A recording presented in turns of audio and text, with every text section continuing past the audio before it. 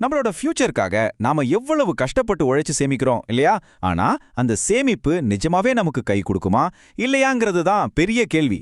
வாங்க நம்ம நீண்டகால சேமிப்பு வழிகளை பத்தி கொஞ்சம் ஆழமா அலசுவோம். என்னது சேஃபா இருக்கிறது ரிஸ்கா அப்படின்னு நீங்க கேட்கறது புரியுது.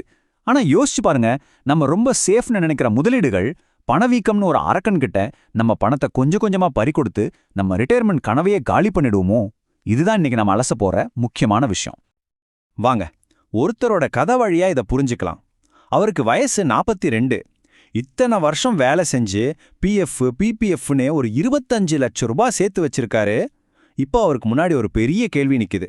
இந்த பணத்தை இப்படியே விட்டுடலாமா இல்ல இதை வச்சு வேற ஏதாவது செய்யணுமா? ஓகே, முதல்ல நம்மள முக்கால்வாசி பேர் போற ரூட்டே எடுத்துக்கலாம். அந்த பாரம்பரியமான பாதுகாப்பான பாதை, நம்மளோட பிஎஃப், அதாவது வருங்கால வைப்பு நிதி. இது எவ்வளோ சேஃப், ஆனா வளர்ச்சி வேகம் எப்படி இருக்கு? வாங்க பார்க்கலாம். சிம்பிளா சொல்லணும்னா, இந்த பிஎஃப் பிபிஎஃப்ங்கிறது அரசாங்கம் கேரண்டி கொடுக்குற ஒரு உண்டியல் மாதிரி தான். மாசம் மாசம் காசு போடுறோம், அதுக்கு ஒரு ஃபிக்ஸட் வட்டி கிடைக்குது.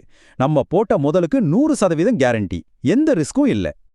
இப்பதான் முக்கியமான கட்டத்துக்கே வரும். பிஎஃப் வட்டி ஒரு 8.25% கிடைக்குது. கேட்க நல்லா தான் இருக்கு.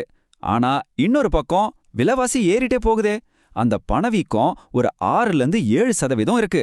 அப்போ கணக்கு போட்டு பார்த்தா உங்க பணம் உண்மையிலே எவ்வளவு வளருது? வெறும் 1-2% தான். இதுதான் பிஎஃப்ல இருக்கிற மிகப்பெரிய சவால். நம்ம பணத்தோட வாங்கும் சக்தி, அதாவது பர்ச்சேசிங் பவர் பெருசா ஒன்னும் கூடாது. அப்போ இதுல இருந்து என்ன புரியுது? பிஎஃப் உங்க பணத்தை ரொம்ப பத்திரமா பார்த்துக்கும், அதுல சந்தேகமே இல்ல. ஆனா பணவீக்கத்தை ஜெயிச்சு ஒரு பெரிய செல்வத்தை உருவாக்க அது மட்டும் பத்தாது. நம்ம ரிட்டையர்மெண்ட் தேவைக்கு இந்த மெதுவான வளர்ச்சி போதுமாங்கிறது பெரிய கேள்விக்குறிதான். இப்போ அடுத்த பாதியை பார்ப்போம். அதிக வளர்ச்சிக்கான வாய்ப்புகள் இருக்கிற மியூச்சுவல் ஃபண்ட்ஸ். மியூச்சுவல் ஃபண்ட்னா என்னன்னு குழப்பிக்காதீங்க. ரொம்ப சிம்பிள். நம்மள மாதிரி நிறைய பேர்கிட்ட இருந்து பணத்தை ஒன்னா சேகரிச்சு ஒரு ஃபண்ட் மேனேஜர், அதாவது ஒரு எக்ஸ்பர்ட், அதை பல பெரிய கம்பெனிகளோட பங்குகள், பாண்ட்ஸ்னு பிரிச்சு முதலீடு பண்ணுவாரு. ஒரே கூடையில எல்லா முட்டையும் வைக்காம ரிஸ்க பிரிச்சிடுறது, அதுதான் இதோட ஐடியாவே.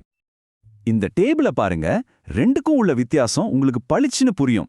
பிஎஃப்ல வருமானம் ஃபிக்ஸட், ஆனா கம்மி. மியூச்சுவல் ஃபண்ட்ல மார்க்கெட் ரிஸ்க் இருக்கு, ஆனா லாங் டேர்ம்ல ஒரு 12% இல்ல அதுக்கு மேலேயே கூட வருமானம் கிடைக்க வாய்ப்பு இருக்கு. பணத்தை எடுக்கிறது, டாக்ஸ் பெனிஃபிட்ஸ்னு எல்லாத்துலயுமே ரெண்டும் வேற வேற. இதை புரிஞ்சுக்கிறது ரொம்ப முக்கியம். ஓகே, மறுபடியும் நம்ம நண்பர் கதைக்கே வருவோம். அவர் இந்த 2 பாதைகள்ல ஏதாவது ஒன்ன தேர்ந்தெடுத்திருந்தா ஒரு 18 வருஷம் கழிச்சு என்ன நடந்திருக்கும்? வாங்க ஒரு சின்ன டைம் டிராவல் பண்ணி அவரோட ஃபியூச்சரை எட்டி பார்ப்போம். ஞாபகத்துல வச்சுக்கோங்க, முதலீடு 25 லட்சம், அவரோட வயசு 42, ரிட்டையர்மெண்ட் டார்கெட் 60 வயசு. இந்த 18 வருஷ பயணம் அவரோட வாழ்க்கையை எப்படி மாத்த போகுதுன்னு பாருங்க. முதல்ல அவர் தன்னோட 25 லட்சத்தை பிஎஃப்லயே தொடர்ந்து வச்சிருந்தா என்ன ஆகும்னு பார்ப்போம். சராசரியா ஒரு 8% கூட்டு வட்டியில 18 வருஷம் கழிச்சு அந்த பணம் 1 கோடி ரூபாயா வளர்ந்திருக்கும். இது ஒரு நல்ல தொகை தான், சந்தேகமே வேண்டாம். சேஃபான ஒரு முதலீட்டுக்கு இது ஒரு நல்ல ரிட்டர்ன். ஆனா ஒரு நிமிஷம், அதே 25 லட்சத்தை ஒரு நல்ல டைவர்சிஃபைட் மியூச்சுவல் ஃபண்ட் போர்ட்ஃபோலியோல போட்டிருந்தா, சராசரியா ஒரு 12% வருமானம் கிடைச்சிருந்தா கூட அவரோட செல்வம் எவ்வளோ ஆயிருக்கும் தெரியுமா?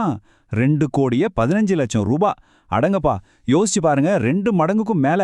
இதுதான் பவர் ஆஃப் காம்பவுண்டிங், கூட்டு வட்டியோட மேஜிக். அப்ப பிஎஃப் வேணாமா?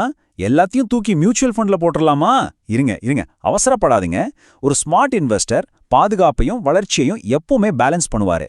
ரெண்டையும் கலந்து ஒரு ஹைபிரிட் ஸ்ட்ராட்டஜி உருவாக்குறது தான் புத்திசாலித்தனம். உதாரணத்துக்கு அந்த 25 லட்சத்தை இப்படி பிரிக்கலாம். ஒரு 60% நல்ல வளர்ச்சி கொடுக்கிற ஈக்விட்டி ஃபண்டுகள்லையும், ஒரு 30% ஓரளவு பாதுகாப்பான வளர்ச்சிக்கு ஹைபிரிட் ஃபண்டுகள்லையும், மீதி இருக்கிற 10% ஸ்டெபிலிட்டிக்காக கடன் நிதிகளையும் பிரிக்கலாம்.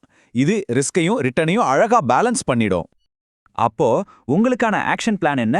1, உங்க பாதுகாப்புக்காக ஒரு குறிப்பிட்ட தொகையை பிபிஎஃப் மாதிரி ஒரு இடத்துல வச்சிடுங்க.